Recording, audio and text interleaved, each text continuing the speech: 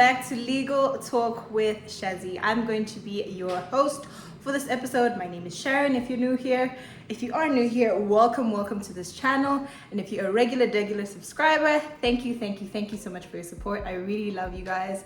Now, today I am so excited. And the reason why I am so excited, some of you might have seen in my community post that I did upload a specific picture. If you did not see, I'm gonna put it here for you. It's basically recognition from the school, the college that I went to, acknowledging that my videos provide very informative, very interesting, and very insightful content about being a paralegal. And guys, when I tell you, I had a field day shame yesterday. And the weird thing is that I only saw it like later. I saw it much later. And I'm thinking to myself, why am I only seeing this now? Because they tagged my professional page on Facebook. And I'm thinking to myself, wow, this is amazing. This is great exposure, one, for my channel, two, for my Facebook account, which if you're not following me, please do follow me. I would really appreciate it. Guys, I'm so grateful. Like, I honestly never ever saw this happening, but honestly, I'm so grateful. So to the South African Law School, thank you so much, guys. I really do appreciate the recognition.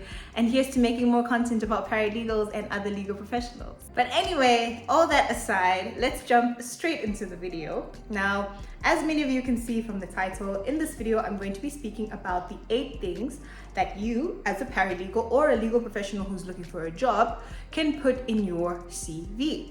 Now, this is a question I've been getting quite often on my Instagram, where people will ask me, hey, I've got an interview as a paralegal. Please, can you assist me with what things I should put in my CV? So this video will be assisting those who want to know what to put in their CV, what I put in my CV, even now, that will help them get the job. So it's obviously tried and tested practice. Practice by who, you may ask? Me.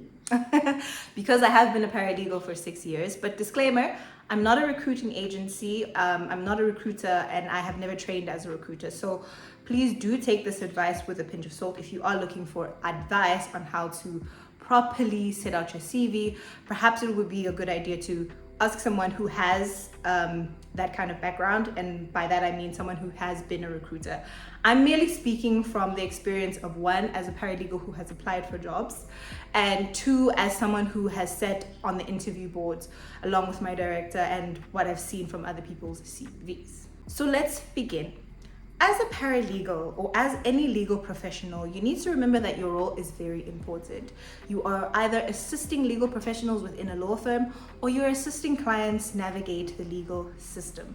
So without further ado, here are the 8 things you would do to revamp or vamp up your CV. So number 1, highlight your relevant skills. Highlight your relevant skills.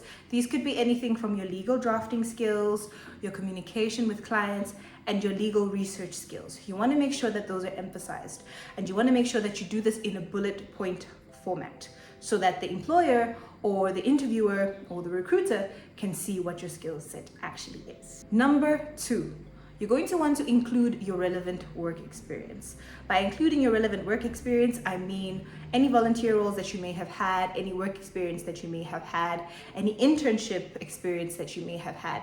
You want to make sure that you are specific about your responsibilities that you had in those roles or in that position. And you also just want to make sure that everything is quantified wherever possible. Number 3 is you're going to want to include or emphasize your education.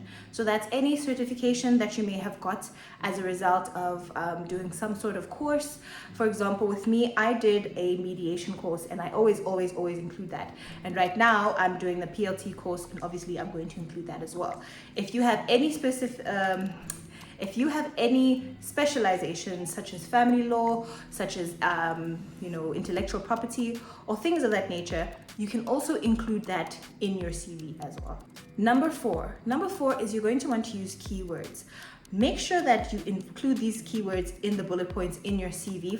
For example, if you're applying for a job, say for example via LinkedIn, and you see that one of them, the things that they're looking for is administrative skills, and you have administrative skills, if that's not in your actual CV, then they won't pick it up. Another interesting thing is that a lot of companies, not that the companies that I worked for, but a lot of companies use applicant tracking systems to search for keywords in resumes. So just make sure that you use keywords that are relevant to the specific role that you are targeting.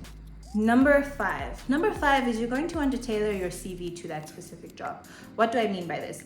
I mean, read the job description very, very carefully and make sure that you are customizing your CV to suit that job description.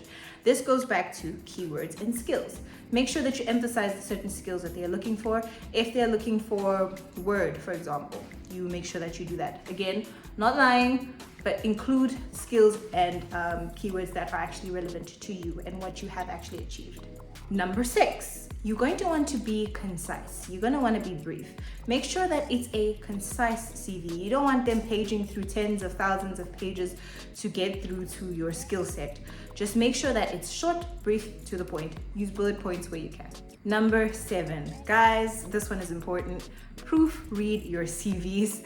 You're looking to get a job that's basically administration or looking over, documents. So you want to make sure that you proofread your CV for any grammatical errors or anything of that nature. It's often a good idea to get a friend to look at your CV and read through it with you to make sure that there are no grammatical errors that can be picked up by recruiters or employers, because that can be a little bit embarrassing.